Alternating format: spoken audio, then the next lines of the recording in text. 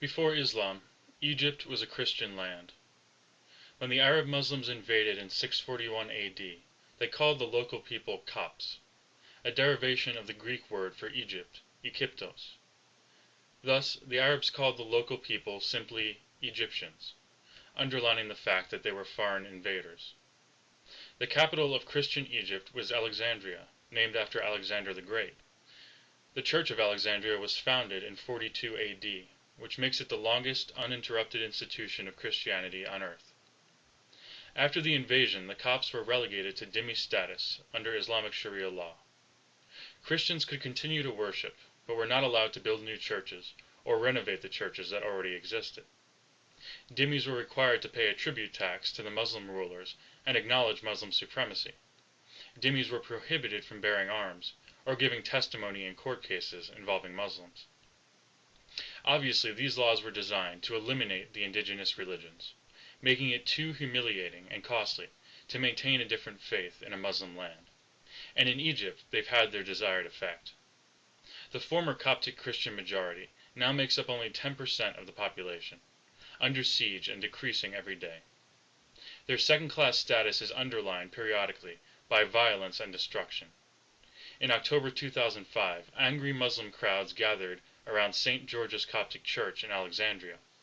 One man burst into the church shouting, "Allahu Akbar," and stabbed a nun and a male parishioner. Before Islam, Iran was Persia. Persia had existed as an empire and a fountain of civilization and culture for more than 1,000 years. On the eve of the Arab-Muslim invasion in 637 AD, the religion of Persia was Zoroastrianism. Zoroastrianism is a monotheistic faith that rose in Persia at about the same time that Judaism developed in the Levant, and it had a profound influence on the three Abrahamic religions, as well as the religions of the East. After Persia's fall to Islam, Zoroastrians were relegated to dhimmi status.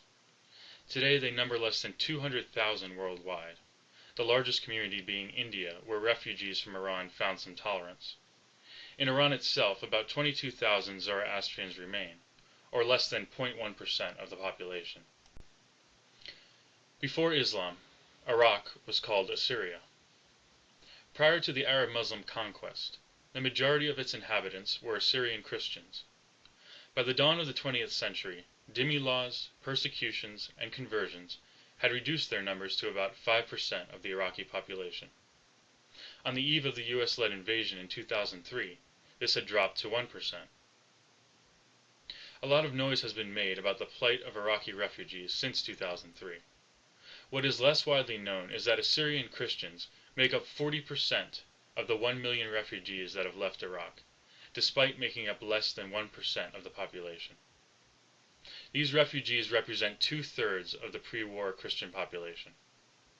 The removal of the tyrant Saddam Hussein allowed the Sunni and Shia Muslims to revert to the customary persecution of their Christian neighbors. Frivolous events such as the Danish Muhammad cartoons have had very real repercussions for Iraq's dwindling Christian community in the form of bombings and murders. 7 churches were bombed in January 2006 in retaliation for the dreaded cartoons of blasphemy. Since the start of the war, at least 46 churches and monasteries have been bombed.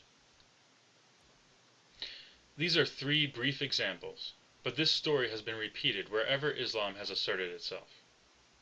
When Islam comes to a new nation, its purpose is not to adapt to the fabric of the host society, or to become just one religion among many equals. Its goal is to become the dominant religion. The Muslim belief is that once a territory has been under Muslim rule, it can never be relinquished again. And so, former Muslim colonies such as Spain, Israel, and the Balkans are high on the list for reconquest. But make no mistake, any territory is fair game. The territories where Islamic law is in force are known as Dar al-Islam, the domain of Islam. Territories ruled by infidel law are known as Dar al-Harb, the domain of war. This means that any non-Muslim territory, whether it be ruled by humanists, atheists, Christians, Jews, Hindus, Buddhists, etc., is fair game for conquest. In 2003, UK-based Sheikh Yusuf al-Quadrari said, quote, It has been determined by Islamic law that the blood and property of people of Dar al-Harb is not protected." Unquote. These are the unvarnished, politically incorrect truths about the way in which Islam views the rest of the world.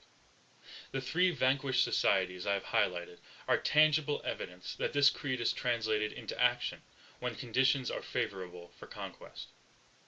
Please keep this in mind as you make decisions that will determine the future path of your own societies.